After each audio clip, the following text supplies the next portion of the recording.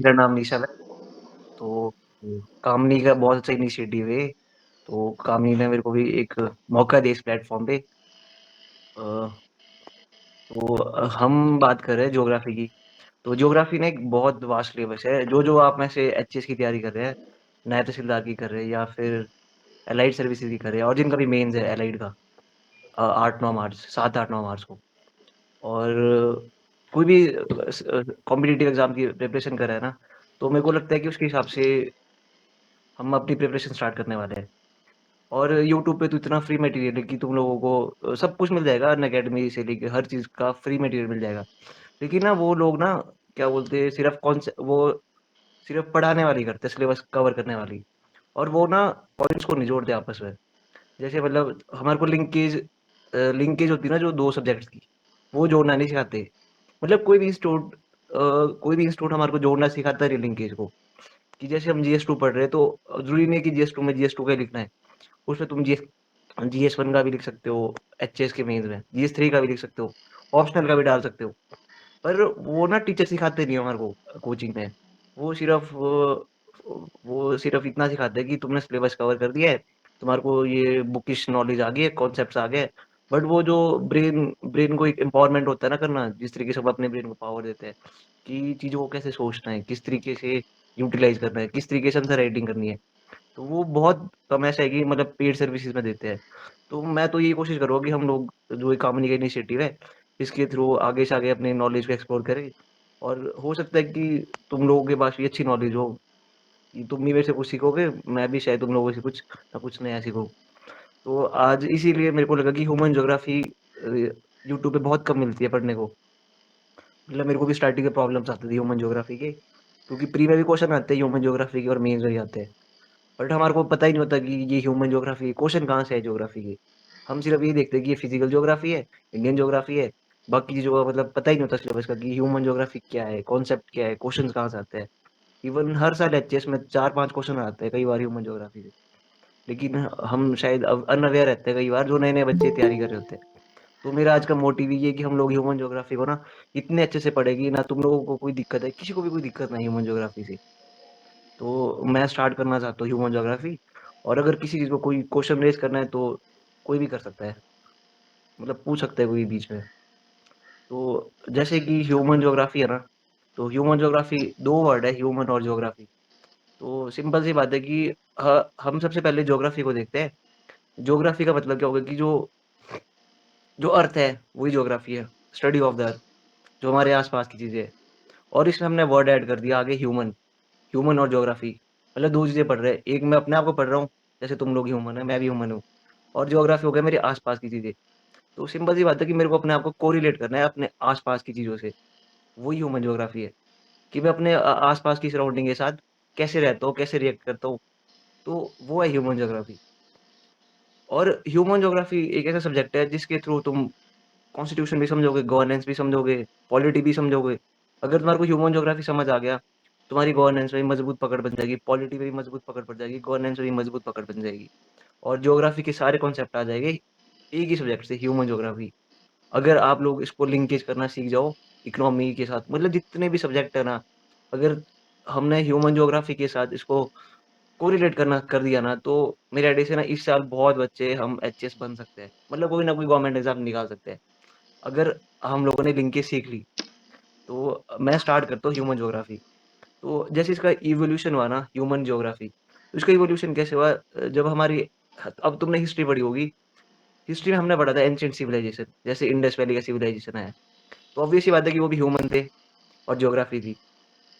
तो उस टाइम जो वहाँ पे लोग रहते थे, या अर्ली हिस्ट्री तुमने पढ़ा होगा कि अर्ली हिस्ट्री में क्या बोलते हैं एवोल्यूशन कैसे ह्यूमन का आग जलाना सिखाया दिन, मतलब इस तरीके से जो एवोल्यूशन जो है ना ह्यूमन ज्योग्राफी के, तो उस टाइम एक कॉन्सेप्ट आता है इसमें, नेचुरलाइजेशन ऑफ ह्यूमन। कहने का मतलब है कि उस टाइम हम नेचर के हिसाब से अपने आप को ढालते थे। जैसे-जैसे इंसान बढ़ता गया, बढ़ता गया, बढ़ता गया, हमने नेचर को मानना स्टार्ट करा। कि उस टाइम हमने नेचर को इसलिए माना क्योंकि उस टाइम हमारा ब्रेन वेल डेवलप्ड नहीं था, और ना ही हमारे पास इतनी एडवांस टेक्नोलॉजी थे जिस तरीके से हम नेचर को चेंज कर सके। तो उस टाइम सिंपल सी बात है कि पहला कॉन्सेप्ट है नेचुरलाइजेशन ऑफ ह्यूमन। तो उस टाइम सब कुछ नेचुरल था, नेचर जैसा हमारे को सिखाती थी, हम नेचर के हिसाब से चलते थे। जैसे जैसे जैसे इंडस वैली सिविलाइजेशन है। इंडस वैली सिविलाइजेशन में तुमने देखा होगा कि नेचर नेचर के साथ चल रहे थे हम। इतनी ज़्यादा एडवांस टेक्नोलॉजी नहीं थी और नदी किनारे लोग बसते थे। अब तो ह्यूमन ज्योग्राफी का पहला कॉन्सेप्ट आ गया नेचुरलाइजेशन। मतलब है कि हम नेचर के साथ अपने आप को सेटल कर रहे हैं। और जो हम सेटल्ड कर रहे हैं, वो कर रहे हैं जहाँ पे नदियाँ होती थी, नाले होते थे, पेड़-पौधे होते थे। जहाँ पे कुछ ना कुछ मतलब ऐसी अवेलेबिलिटी होती थी ना, जहाँ पे अपने आप को हम सेटल कर लेते थे और नेचर के साथ चल रहे थे धीरे-धीरे करके। और ये भी एक कारण हो सकता है कि हमारे पास इतनी टेक्नोलॉजी नहीं थी या उतने मॉडर्न इक्विपमेंट नहीं थे या वो सिविलाइजेशन खत्म हो गई। जैसे तुमने देखा होगा कितनी सिविलाइजेशंस हमारी खत्म हुई। तो एक कारण ये हो सकता है कि उस टाइम हम इतने एडवांसमेंट नहीं थे। फिर धीरे-धीरे हम आगे बढ़े, आगे बढ़े, आगे बढ़े। फिर तुमने गुप्ता एम्पायर वगैरह पढ़े होंगे, किस तरीके से टेक्नोलॉजी आई। धीरे-धीरे तुमने पढ़ा होगा स्कल्पचर वगैरह, वगैरह, वगैरह। मतलब हिस्ट्री को पढ़ा होगा, बस कोरिलेट करना है यहाँ पे ज्योग्राफी से। तो कहने का मतलब है कि जिस तरीके से हमारी टेक्नोलॉजी में डेवलपमेंट हुए ना, टेक्नोलॉजी में जिस तरीके से हमारे पास एडवांसमेंट आए, उस तरीके से हमने क्या कर दिया, नेचर को चेंज करना स्टार्ट कर दिया। उस तरीके से हमने नेचर के रिसोर्सेज को मतलब अपने डिज़ायर्स के मुताबिक चेंज करना स्टार्ट कर दिया। तो वो तुमने पढ़ा होगा हिस्ट्री और कल्चर में। जैसे-जैसे हमारा कल्चर चेंज हुआ, वैसे-वैसे हमारे पास टेक्नोलॉजी आई और वैसे-वैसे हमारा नेचर चेंज होता गया। तो हमने इसको कॉन्सेप्ट दिया फिर ह्यूमनाइज़ेशन ऑफ नेचर। मतलब क्या है कि जो नेचर है वो चल रहा है ह्यूमन के हिसाब से। मतलब नेचर हमारे को कंट्रोल नहीं कर रहा है, हम नेचर को कंट्रोल कर रहे हैं। वो भी अपने मॉडर्न इक्विपमेंट के साथ, जो हमारे पास मॉडर्न टेक्नोलॉजीज़ है। तो तुमने इसके कॉन्सिक्वेंसेस भी देखे होंगे। जिस तरीके से इंसान के पास नेचर आ रहा है, जैसे इंडस्ट्रियलाइज़ेशन हुआ था 18th सेंचुरी में, 1750 के ऑनवर्ड से जैसे इंडस्ट्रियलाइज़ेशन आया। तो अब तुम सोचो कि हमने कॉन्सेप्ट पढ़ा है ह्यूमनाइज़ेशन ऑफ नेचर, मतलब कि नेचर को चला रहा है अब ह्यूमन। अब जो नेचर को ह्यूमन चला रहा है, तो इसको तुम जोड़ोगे किसके साथ? हिस्ट्री के साथ। जो ये इंडस्ट्रियल रेवोल्यूशन हुआ था ना, अब इस कॉन्सेप्ट को जोड़ो इंडस्ट्रियल रेवोल्यूशन के साथ। अब जो इंडस्ट्रियल रेवोल्यूशन आया, उस हिसाब से कितनी हमने डेवलपमेंट करे, कितने सारी चीज़ें जरी। जो कोलोनाइज़ेशन का पीरियड आया, वो भी उसकी वजह से आया है। जो टेक्नोलॉजी आई, जो यूरोपियन वेस्टर्न देशेज़ में जो टेक्नोलॉजी आई, उनने वहाँ पे इंडस्ट्रियलाइज़ेशन लेके आए और उसकी वजह से सोचो कि हमने कितना डेवलपमेंट करा। उन लोगों ने डेवलपमेंट करा और उसके कॉन्सिक्वेंसेस सोचो अब। उसके कॉन्सिक्वेंसेस कैसे आए? कोलोनाइज़ेशन आया, इंपीरियलिज़्म आया। तो मतलब जो एक कॉन्सेप्ट है ये, इससे इतने सारे कॉन्सेप्ट आगे बन गए और फिर भारत उनके अधीन हो गया और उन्होंने हमारे साथ हमारे कितने रिसोर्सेज़ डिप्लीट करे। जैसे कि फॉरेस्ट रिसोर्सेज़, सब कुछ मतलब डिप्लीट कर दिया। कहने का मतलब कि नेचर को पूरा डिस्ट्रॉय कर दिया। तो वो हो गया ह्यूमनाइजेशन ऑफ नेचर और उसके जो प्रेजेंट कॉन्सिक्वेंसेस है वो हो गए, जैसे क्लाइमेट चेंज हो गया और डिजास्टर मैनेजमेंट के, जैसे तुमने भोपाल गैस ट्रेजेडी वगैरह पढ़ा होगा, तो इसको कोरिलेट कर दो अब डिजास्टर मैनेजमेंट के साथ। तो एक कॉन्सेप्ट से हमने जोड़ दिए इतने सारे कॉन्सेप्ट। तो मेरा कहने का मतलब है कि जो ह्यूमनाइजेशन ऑफ नेचर हुआ ना, उसके जो कॉन्सिक्वेंसेस है ना, वो हर सब्जेक्ट में तुम्हारे को इस तरीके से कोरिलेट करने पड़ेंगे और उसके फैक्टर्स ढूंढने पड़ेंगे। तो ये हो गए दो कॉन्सेप्ट।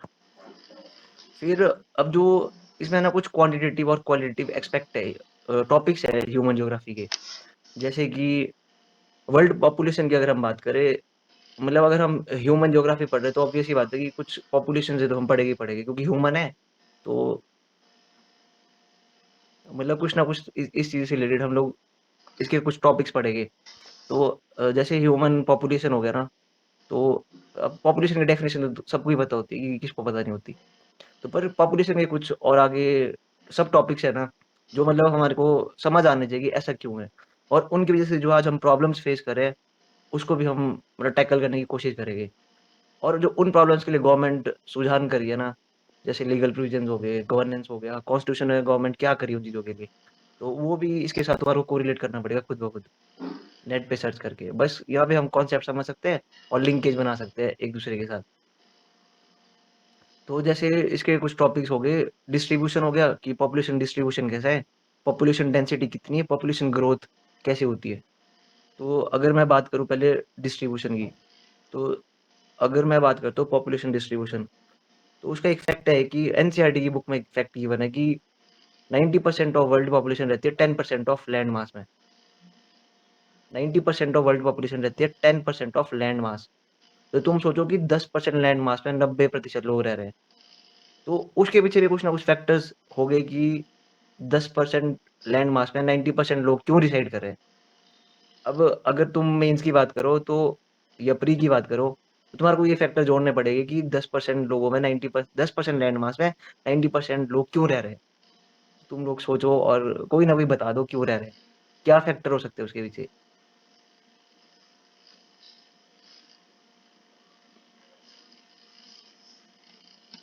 बताओ भाई कोई। लक्ष्य बताएंगे, लक्ष्य बताइए अगर आपको लगता है क्या आंसर होगा इसका।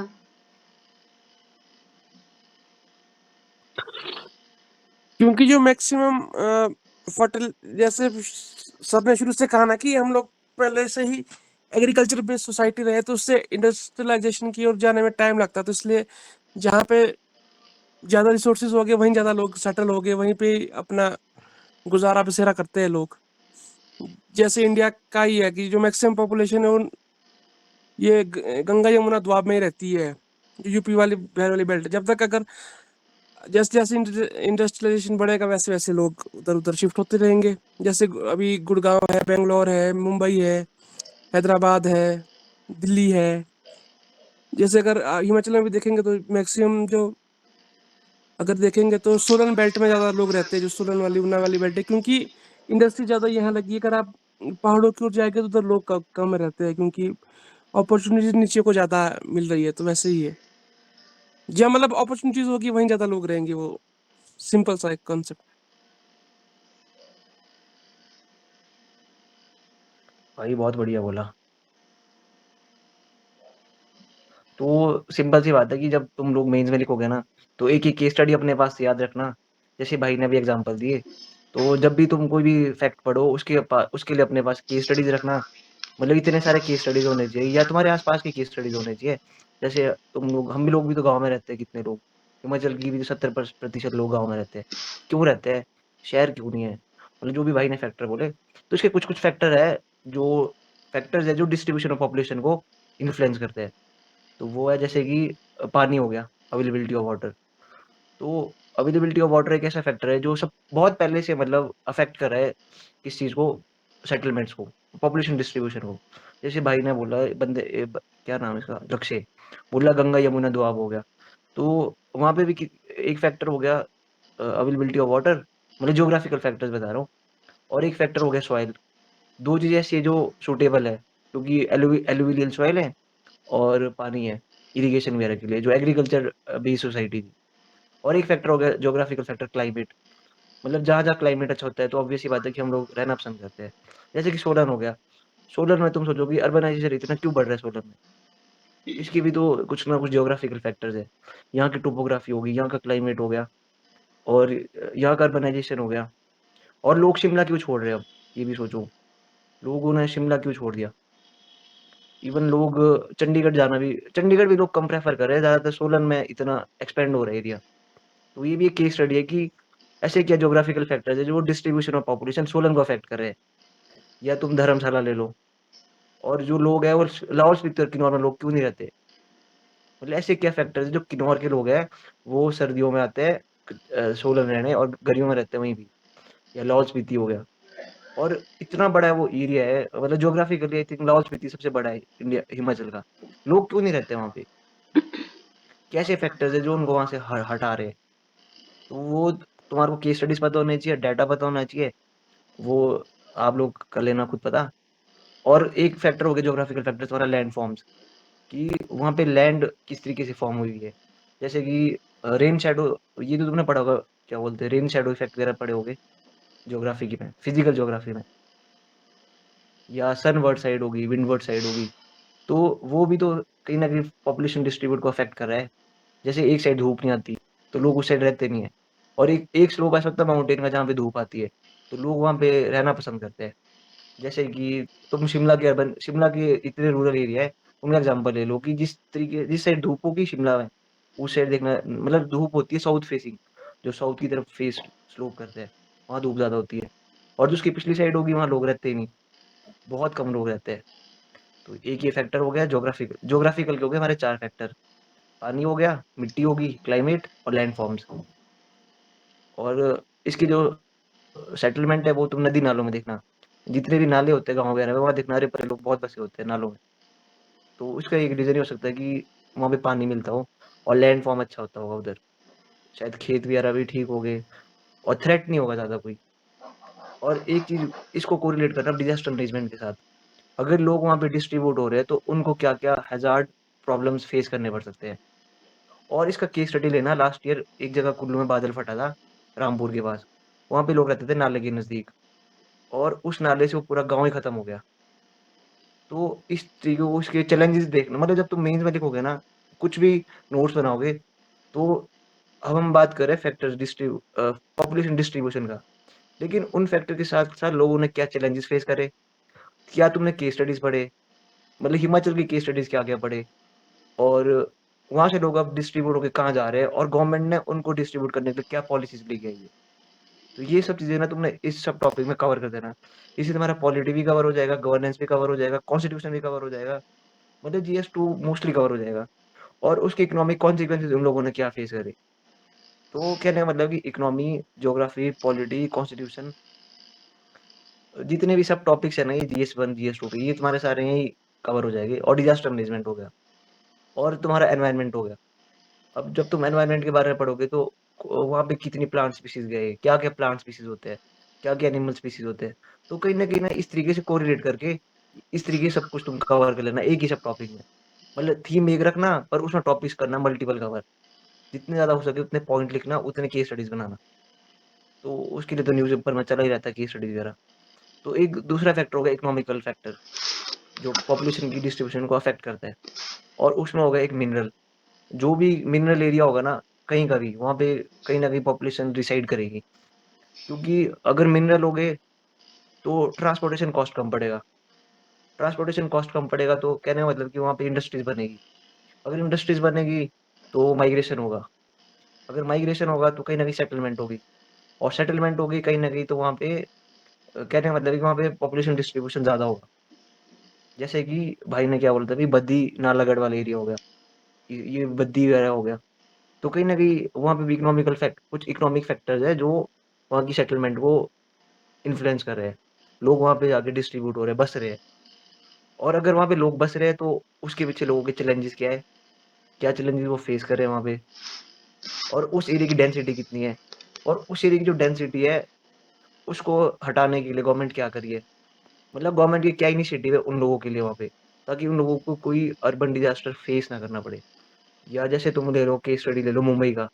मुंबई में एक केस स्टडी हुआ था कि मुंबई में इतने लोग रहते हैं, क्यों रहते हैं? क्योंकि अर्बनाइज़ेशन है, सी पोर्ट है, पोर्ट नज़दीक है ना। जब अंग्रेज़ वहाँ पे आए, तो उन्होंने वहाँ पे पोर्ट बनाया।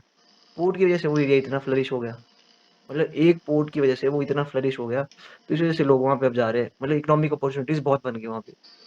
तो अब वहाँ पे पिछले साल आया था फ्लड, तुम्हारे को पता होगा कि दिसंबर में फ्लड आता है वहाँ पे। तो उस फ्लड को रोकने के लिए गवर्नमेंट क्या इनिशिएटिव कर रही है? क्या अर्बन सिटी का ड्रेनेज पैटर्न है? तो इस तरीके से तुम लोग इसको कोरिलेट कर लेना कि क्या-क्या गवर्नमेंट की पॉलिसीज़ हैं। और जो वल्नरेबल सेक्शन होता है ह्यूमन का, मतलब जैसे हम हैं, कोई भी वल्नरेबल सेक्शन हो गया, जो बहुत ही गरीब है, उसके लिए सरकार क्या कर रही है? तो इस तरीके से इस कॉन्सेप्ट को जोड़ देना और अपने केस स्टडीज़, नोट्स वगैरह बना देना जो भी है। और हाँ, और एक इसका एग्ज़ाम्पल है जापान। जापान इतना पॉपुलस रीजन क्यों है? जापान में, टोक्यो में इतनी पॉपुलेशन क्यों है? जापान इतना डिस्ट्रीब्यूटेड क्यों है? जो वर्ल्ड की सबसे ज़्यादा पॉपुलेशन रिसाइड करती है टोक्यो में, जो मतलब सिटी है। क्यों? जापान में खेती तो होती नहीं है, एग्रीकल्चर वहाँ पे है नहीं है। ये इसलिए क्योंकि वहाँ पे मिनरल्स है जापान में। मतलब कुछ ऐसे मिनरल्स मिलते हैं जो बाकी जगह नहीं मिलते। अब तुम सोचना कि वहाँ पे मिनरल्स क्यों हैं? वहाँ पे मिनरल्स क्यों हैं? बाकी जगह क्यों नहीं है मिनरल्स? चाइना के आस-पास या फिलीपींस हो गया, इतने सारे देश हैं, उनके पास क्यों नहीं है? तो ये तुम पढ़ना फिजिकल ज्योग्राफी और हिस्ट्री में। जापान में एक केस स्टडी आता है ह्यूमन डेवलपमेंट में, तो वो हम बाद में पढ़ेंगे। तो कहने का मतलब है कि एक केस स्टडी है जापान का कि इंडस्ट्रियलाइजेशन की वजह से जापान इतना फ्लरिश हुआ है क्योंकि वहाँ पे मिनरल्स है। और जो वो मिनरल्स इसलिए क्योंकि वो जो आइलैंड है वो वोल्केनिक है और वोल्केनिक आइलैंड की वजह से वहाँ पे इतने सारे मिनरल्स है। मतलब जब अर्थ के अंदर से लावा बाहर निकलेगा तो ऑब्वियस सी बात है कुछ ना कुछ अपने साथ लेके आएगा। और जापान के पास टेक्नोलॉजी बहुत एडवांस है। इसलिए साउथ कोरिया, ये जो चिपिंग इंडस्ट्री है ना, चिप इंडस्ट्री, तो इसमें साउथ कोरिया इसलिए तो इतना आगे एडवांस है, क्योंकि रिसोर्सेज़ भी है उनके पास और टेक्नोलॉजी भी है, दोनों है। ठीक है, ये हो गए 2 कॉन्सेप्ट। आई थिंक आप लोगों को शायद समझ आ रहा होगा। फिर एक आता है इसमें पॉपुलेशन ग्रोथ, कि पॉपुलेशन हमने 2 फैक्टर पढ़ लिए, एक पढ़ लिया डिस्ट्रीब्यूशन। अब अगर पॉपुलेशन डिस्ट्रीब्यूट हो रही है तो ऑब्वियस सी बात है डेंसिटी अफेक्ट कर रही है। डेंसिटी तो पता ही होगा ना कि पर यूनिट एरिया कितने लोग डिसाइड कर रहे हैं। तो जहाँ ज़्यादा लोग डिस्ट्रीब्यूट हो गए वहाँ डेंसिटी ज़्यादा होगी। डेंसिटी ज़्यादा होगी तो चैलेंजेस ज़्यादा होंगे। चैलेंजेस ज़्यादा हो गए तो गवर्नमेंट कुछ ना कुछ इनिशिएटिव निकालेगी, पॉलिसीज़ बनाएगी, और कुछ ना कुछ वहाँ पे उनको डिज़ास्टर वगैरह भी फेस करने पड़ सकते हैं। तो ये 2 टॉपिक्स हो गए, इनकी केस स्टडी लेना। एक धारावी, जो मुंबई में एक धारावी नहीं है, धारावी, एक झुग्गी वाला एरिया है। तो वो देखना कि वो पॉपुलेशन डिस्ट्रीब्यूशन का बहुत बड़ा एरिया है धारावी, और वहाँ पे डेंसिटी भी बहुत ज़्यादा है, पर यूनिट एरिया बहुत लोग डिसाइड करते हैं। तो तुम्हारे को केस स्टडी में ये करना कि उन लोगों ने क्या चैलेंजेस फेस करे हैं, और जो हमारे सस्टेनेबल डेवलपमेंट गोल्स है ना, उसमें जैसे जितने भी हमारे एसडीजी गोल्स है, 16 गोल्स है, जैसे हंगर हो गया, पॉवर्टी हो गया, अर्बनाइजेशन हो गया, वो क्या सैनिटेशन हो गया। तो तुमने इस कॉन्सेप्ट को उससे कोरिलेट करना कि जो वहाँ पे पॉपुलेशन डिस्ट्रीब्यूशन है और जो वहाँ की डेंसिटी है, वो सस्टेनेबल डेवलपमेंट गोल्स के क्या चैलेंजेस फेस कर रहे हैं, गवर्नमेंट ने उनको अपलिफ्टमेंट करने के लिए क्या पॉलिसीज ली है, क्या गवर्नमेंट के इनिशिएटिव है, और कितने एनजीओ उनके लिए वर्क कर रहे हैं। अब तुम्हारा एक कॉन्सेप्ट नहीं, वो क्या बोलते हैं एनजीओ वाला गवर्नेंस में, वो तुम्हारे को यहाँ से कोरिलेट करना पड़ेगा कि एनजीओ ने उनको अपलिफ्टमेंट करने के लिए क्या लिया है। जैसे कि अभी ये मोहाली है, मोहाली दिल्ली में एक दिल्ली का भी एक इसका केस स्टडी है। दिल्ली में एक जो जहाँ पे ये डंपिंग ग्राउंड होते हैं ना दिल्ली के, जिसको हम बोलते हैं कि यार वो पीक नहीं बन गया एकदम दिल्ली में। तो वहाँ पे एक केस स्टडी चल रहा है, क्या बोलते हैं कि उस जगह पे कचरे का लोग पहाड़। वहाँ पे उस जगह पे, हाँ, उस जगह पे पहाड़ के साथ डेंसिटी ऑफ पॉपुलेशन बहुत ज़्यादा है। वहाँ पे जो डिस्ट्रीब्यूशन ऑफ पॉपुलेशन है वो भी बहुत ज़्यादा है। तो अब वो सोचो कि इतना पॉपुलेशन वहाँ पे रिसाइड कर रहा है, इतनी वहाँ पे डेंसिटी है, वो कितने चैलेंजेस फेस कर रहे हैं वहाँ पे, कितनी बीमारियों से जूझ रहे हैं वो लोग, और गवर्नमेंट क्या कर रही है उनके लिए। तो कहने का मतलब है कि ये तुमने इस कॉन्सेप्ट को इस चीज़ से जोड़ते रहना आगे से आगे, तो तुम्हारी अंडरस्टैंडिंग बन जाएगी अपने आप। फिर एक कॉन्सेप्ट आता है इसका पॉपुलेशन ग्रोथ, कि पॉपुलेशन ग्रो कैसे करती है। तो वो तो सिंपल सी बात है कि या तो अगर बर्थ रेट ज़्यादा होगा तो ग्रो करेगी, और डेथ रेट कम होगा तो ग्रो करेगी। अगर बर्थ रेट और डेथ रेट सेम है, पॉपुलेशन स्टैग्नेंट है, ना घट रही है ना बढ़ रही है। और एक फैक्टर हो गया माइग्रेशन, अगर एक जगह से लोग दूसरी जगह जा रहे हैं तो कहीं ना कहीं माइग्रेट हो रहे हैं, और माइग्रेट होने की वजह से एक जगह पॉपुलेशन कम हो रही है, एक जगह पॉपुलेशन ज़्यादा हो रही है।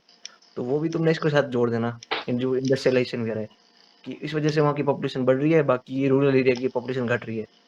और अगर रूरल एरिया की पॉपुलेशन घट रही है, अर्बन की बढ़ रही है, तो चैलेंजेस दोनों फेस कर रहे हैं।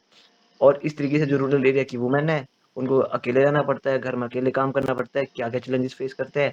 तो वो सब चीज़ें तुमने इसको वुमेन के साथ जोड़ देना, कि कहीं न कहीं अगर वुमेन भी माइग्रेट हो रही है जॉब करने के लिए, शहर में वुमेन जा रही है, कंपनी में वर्क कर रही है, तो वो क्या-क्या चैलेंजेस वहाँ पे फेस कर रही है, क्या उनकी टाइमिंग होती है, जब वो प्रेग्नेंट होती है तो उनको छुट्टियाँ नहीं मिलती।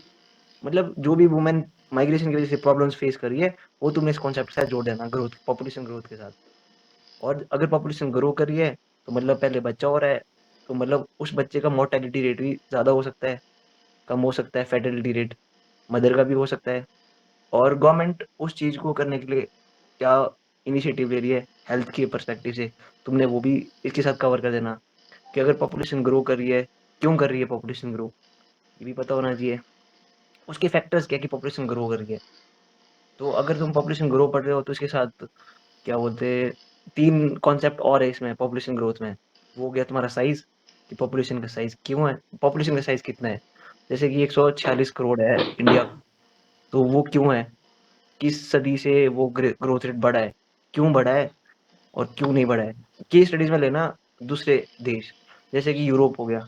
यूरोप और इंडिया को कोरिलेट करना कि 1970 में ये दोनों देश की पॉपुलेशन क्यों बढ़ी और उन देशों की पॉपुलेशन क्यों नहीं बढ़ी। तो ये लोग तुम लोग होमवर्क करके आना ये, बाकी नहीं तो कल पढ़ेंगे इसको भी। तो अब इतना तो मेरे आईडी से तुम्हारे को समझ आ रहा होगा कि नहीं, अब मेरे को नहीं पता। आ रहा है समझ तो हाँ या ना में कुछ जवाब दो, फिर आगे कंटिन्यू करता हूँ। आ रहा सर समझ। ठीक है, ठीक है, ठीक है। फिर मेरे आइडिया से तुम इतना कोरिलेट कर लोगे चीज़ों को, GS1, GS2, GS3 इसको कोरिलेट करना इकट्ठा एक ही सब टॉपिक है। मतलब सोचना दिन भर कि मैं आंसर राइटिंग में क्या लिखूँ, कैसे लिखूँ, और मल्टीपल केस स्टडीज़ लेना और मल्टीपल पॉइंट्स लिखना। मतलब अगर तुम ज्योग्राफी लिख रहे हो तो यही नहीं उसमें ज्योग्राफी डालना, अरे परे का भी डालना थोड़ा। जैसे इकोनॉमिक ज्योग्राफी का डाल दिया, केस स्टडीज़ डाल दिए दिल्ली के, केस स्टडीज़ डाल दिए शिमला के, केस स्टडीज़ डाल दिए तुम्हारे मतलब जितने भी अर्बन सिटी है हर जगह केस स्टडी डाल दी है। तुम्हारा GS2 3-4 दिन में कवर हो जाएगा इसी चीज़ से। बाकी नोट्स रिवाइज़ करते रहो। और एक इसमें टॉपिक आता है डेमोग्राफिक ट्रांजिशन, जो मैं तुम्हारे को अभी बोल रहा था ना कि पॉपुलेशन ग्रोथ क्यों नहीं बढ़ रहा है, क्यों बढ़ रहा है। तो उसके पीछे का एक जो उसके पीछे के जो फैक्टर्स है ना, वो है डेमोग्राफिक ट्रांजिशन। कि कहने का मतलब है कि जो सोसाइटी ज़्यादा एडवांस होती है ना, वो सोसाइटी इतनी एजुकेटेड होती है, और जितनी ज़्यादा वो एजुकेटेड हो गए, उतनी ज़्यादा उनकी हेल्थ एजुकेशन भी ज़्यादा होगी। अगर तुम्हारी हेल्थ एजुकेशन ज़्यादा है किसी भी फील्ड में, तो ऑब्वियस सी बात है कि तुम ज़्यादा सिविलाइज्ड हो। अगर तुम सिविलाइज्ड हो तो तुम्हारे पास टेक्नोलॉजी भी एडवांस है, क्योंकि सिविलाइजेशन से टेक्नोलॉजी भी एडवांस हो जाती है। अगर तुम्हारा टेक्नोलॉजी एडवांस है तो कहीं न कहीं तुम हर चीज़ों से अवेयर हो अपने आस-पास के। तो इस वजह से क्या होता है कि लोग ज़्यादा पॉपुलेशन ग्रो नहीं करते। मतलब एक प्रॉपर फैमिली प्लानिंग करते हैं। प्रॉपर फैमिली प्लानिंग से क्या होगा कि बर्थ रेट बढ़ेगा नहीं, टेक्नोलॉजी इतनी एडवांस है कि डेथ रेट घटेगा नहीं। मतलब ये है कि पॉपुलेशन तुम्हारी स्टैग्नेंट है, ना बढ़ रही है ना घट रही है। मतलब बीच की है, जैसे 30 और 50। मतलब इस तरीके की तुम केस स्टडी लेना यूरोप से। जैसे जापान हो गया, जापान का केस स्टडी क्या है? जापान में का केस स्टडी है जो डेमोग्राफी यूथ है ना, जापान के पास नहीं है। सारे वहाँ पे बुड्ढे लोग हैं अब। ये एक चैलेंज है इसका कि अगर ज़्यादा एडवांस बहुत ज़्यादा सोसाइटी अगर एडवांस भी है ना, तो वो भी घाटे में रहती है कुछ टाइम बाद। क्योंकि बच्चे हो नहीं रहे, बुड्ढे मर नहीं रहे। तो सीधी बात है कि बीच की पॉपुलेशन है और वो भी एज के साथ-साथ कम हो रही है। कम इसलिए हो रही है क्योंकि मेंटल एबिलिटी खत्म हो जाती है जैसे-जैसे हम बुड्ढे होते जाते हैं। तो इसी वजह से जापान का जो केस स्टडी वहाँ पे जापान में पता है क्या बोला जा रहा है कि वहाँ पे अब औरतें काम करने आ रही है, हर एक औरत। क्योंकि उनके पास इतना पॉपुलेशन ही नहीं है। जैसे मान लो कोई बच्ची अगर प्रेग्नेंट भी है तो वो भी काम करने जा रही है वहाँ पे। तो ये कार मतलब तुम केस स्टडीज़ लेना, जापान की लेना, ऑस्ट्रेलिया की लेना, अमेरिका की केस स्टडी लेना। उन केस स्टडी को पढ़ना ना तुम्हारी अपने आप कांसेप्चुअल अंडरस्टैंडिंग क्लियर हो जाएगी कि ऐसा क्यों है। तो ये चीज़ है। और एक बात और कि जो पॉपुलेशन को कंट्रोल करने के लिए मेजर्स है ना, गवर्नमेंट ने क्या करे हैं कि पॉपुलेशन जैसे इंडिया की पॉपुलेशन क्या है? अभी बीच में है। ना हम इतने बड़े इंडिया का लिटरेसी रेट देखो कितना है? कम है ना इंडिया का लिटरेसी रेट, धीरे-धीरे बढ़ रहा है हर साल। तो अगर लिटरेसी रेट धीरे-धीरे बढ़ रहा है मतलब धीरे-धीरे हम एजुकेट हो रहे हैं। एजुकेट हो रहे हैं, कहीं न कहीं अभी भी हेल्थ एजुकेशन से लोग कम अवेयर है। रूरल एरिया में देखो लोगों को ज़्यादा हेल्थ एजुकेशन का पता नहीं है। तो इस वजह से हो सकता है कि पहले ज़माने में बहुत सारे फैक्टर्स हैं कि बहुत बच्चे लोग पैदा करते थे। मतलब इसका एक रिलीजियस फैक्टर भी है जैसे कि ये कुरान नहीं है कुरान, उसमें बोला गया है कि एक आदमी 4-4 औरतों से शादी कर लेता है। तो 4 औरतों से शादी करे तो बच्चे भी ज़्यादा ही करेगा। तो वो भी कहीं न कहीं फैक्टर है कि और एग्रीकल्चर फैक्टर हो गया कि भाई हमारे को मैनुअल लेबर चाहिए, तो बच्चे ज़्यादा कर लेते थे। तो उस चीज़ को अब कंट्रोल करने के लिए गवर्नमेंट ने क्या इनिशिएटिव करे हैं, उनकी हेल्थ के पर्सपेक्टिव से, एजुकेशन के पर्सपेक्टिव से, किस तरीके से हेल्थ और एजुकेशन के लोग प्रति लोग अवेयर हो रहे हैं। और इसमें जो सबसे इम्पोर्टेंट रोल रहेगा वो रहेगा मास एंड कम्युनिकेशन का। उसमें तुम डालना केस स्टडीज़ डिजिटलाइज़ेशन की। जो भी डिजिटलाइज़ेशन हो रहा है वो किस तरीके से इस पॉलिसी को इफ़ेक्ट कर रहा है। तो कहीं न कहीं जब भी तुम गवर्नेंस वगैरह पढ़ोगे, डिजिटल